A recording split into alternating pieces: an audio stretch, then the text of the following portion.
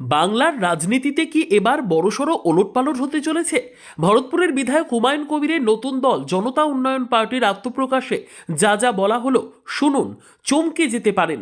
সভামঞ্চ থেকে হুমায়ুন কবির যেভাবে তৃণমূলের শীর্ষ নেতৃত্ব থেকে প্রশাসনকে আক্রমণ করলেন তাকে নজিরবিহীন বলছেন রাজনৈতিক বিশ্লেষকরা। বক্তব্যের শুরু থেকে আগ্রাসী মেজাজি ছিলেন হুমায়ুন। পুলিশের উদ্দেশ্যে কড়া বার্তা দিয়ে তিনি বলেন, বাংলার কোনো থানা যদি আমার নামে মিথ্যে মামলা করে 72 ঘন্টার মধ্যে সেই থানার ইট খুলে নেব, পারলে আটকে দেখান। তিনি বলেন, হুমায়ুন কবিরের হারানোর কিছু নেই, তাই তিনি ভয় পাওয়ার পাত্র নন। তৃণমূল নেত্রী মমতা বন্দ্যোপাধ্যায়ের বিরুদ্ধে ইউজ অ্যান্ড থ্রোর অভিযোগ তুলে হুমায়ুন প্রশ্ন করেন, বলুন মমতা বন্দ্যোপাধ্যায়, আমি আপনার সঙ্গে কি গদ্দারি করেছি? আপনি কেন আমায় বাদ দিলেন? মমতার সততা নিয়ে প্রশ্ন তুলে তিনি বুদ্ধদেব ভট্টাচার্যের সাধারণ জীবনযাপনের উদাহরণ টানেন। তিনি চ্যালেঞ্জ ছুড়ে বললেন, 2026-এর ভোটে মুর্শিদাবাদে তৃণমূলকে তিনি জিরো করে ছাড়বেন। ফিরহাদ হাকিমকেও ব্যক্তিগত আক্রমণ করতে ছাড়েননি তিনি।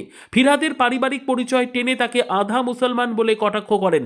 পাল্টা অভিযোগ করে বলেন, ববি হাকিমের আপত্তির কারণেই অনেক নেতা তার সভায় আসতে ভয় পেয়েছেন। রেড রোডে নামাজ পড়া নিয়ে কটাক্ষ করে তিনি বলেন, মুসলমানদের মূর্খ ভাববেন না।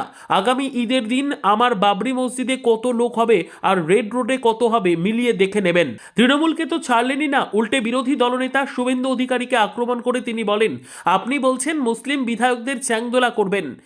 আমার 100 প্রার্থীর মধ্যে 30 জন হিন্দু থাকবে, দেখি আপনি কত বড় পালোয়ান।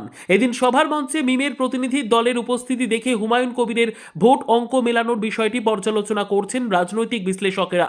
একেবারে ইতিহাস করে দল ঘোষণার দিনই 10 জন প্রার্থীর নাম ঘোষণা করেন হুমায়ুন। সেখানে সব থেকে বড় চমক ছিল 4 জন হুমায়ুন কবির নামের প্রার্থী নিজে রেজিনগর ও বেলডাঙ্গায় লড়বেন। বাকি 2 আসনেও তার নাম সাদৃশ্য প্রার্থীরা লড়াই করবেন। বালিগঞ্জ ও মুর্শিদাবাদে হিন্দু মহিলা প্রার্থী দিয়ে তিনি সর্বধর্ম সমন্বয়ের বার্তাও দিতে চেয়েছেন। আগামী 31শে জানুয়ারির মধ্যে ব্রিগেডে বড় সমাবেশের ডাক দিয়ে হুমায়ুন কবির বুঝিয়ে দিয়েছেন, 26-এর লড়াইয়ে তিনি কেবল নিজের জমি রক্ষা নয়, বরং নবান্নের সমীকরণ বদলে দিতে ময়দানে নেমেছেন। এখন দেখার বিষয়, হুমায়ুনের এই ঝাঁজ 2026-এর ভোট বাক্সে কতটা প্রভাব ফেলে।